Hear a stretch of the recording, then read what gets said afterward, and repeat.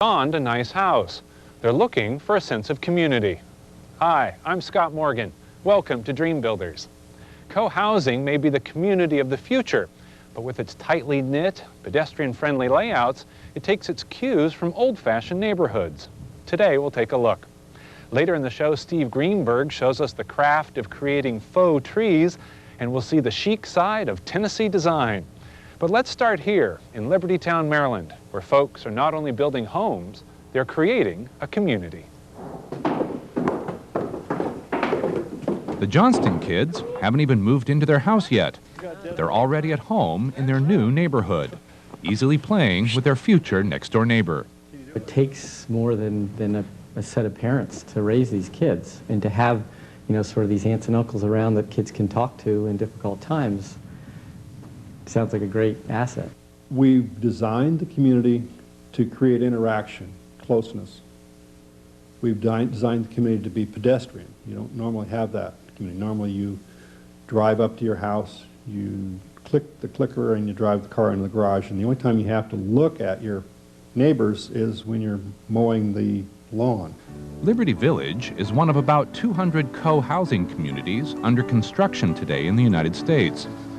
The planned neighborhoods are developed and designed by the people who live there, rather than by a professional developer. This is part of what appealed to Merlin Porter Borden about co-housing. If you go to buy a house, you might get to pick some of the decor on the house. We get to decide how the whole community is laid out, how the roads are laid out, and how everything interacts. And the layout is part of what makes co-housing communities different. On the 23 acres at Liberty Village, homes are clustered on just 7 acres.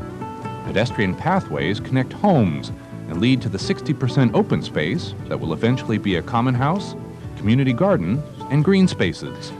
Merlin, I noticed there aren't any covered garages here. Is that by design? Yeah, it's design in co-housing is to keep the parking away from the houses, so it promotes safety. The kids can be anywhere on the site except the parking area and be safe. And I guess it also adds to the community feeling. More chance of interaction. You're going to have contact with people when you go from your parking area to your house versus driving into a garage and never seeing anyone. The principle sounds simple enough, but getting from concept to community is a long evolution.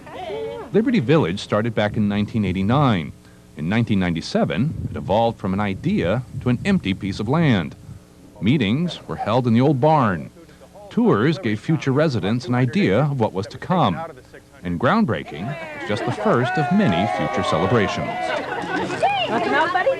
Community is not the buildings, it's not having a co-housing common house.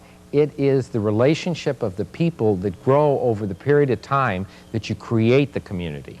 Ron Petrolito has been with the group since groundbreaking.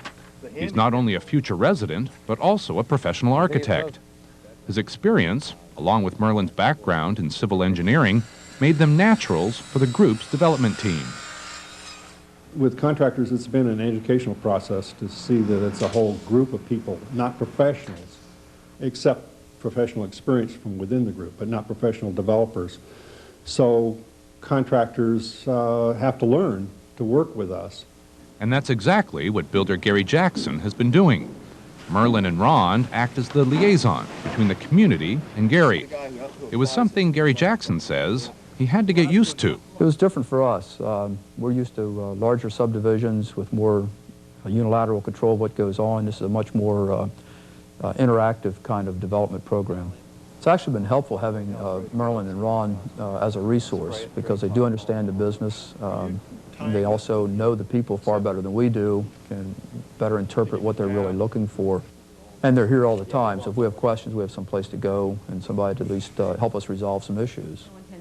Resolving issues within the community is done through regular group meetings and consensus. If anybody's entering the community behind the school bus, The general meetings are really taking the place of a whole staff of developers.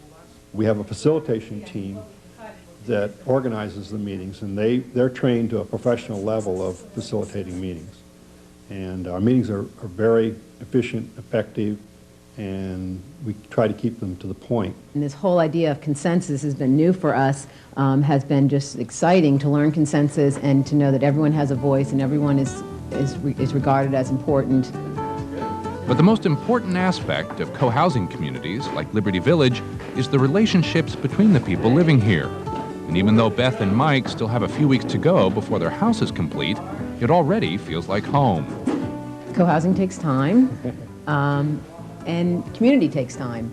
And it's been a long haul, it feels like, since we've been waiting and waiting for our house, but at the same time, we've been meeting with each other, we've been socially interacting, and we've built a strong sense of community just amongst ourselves, even since we're not living together yet. And it just makes me realize it's going to be 10 times better once we're actually even living near each other.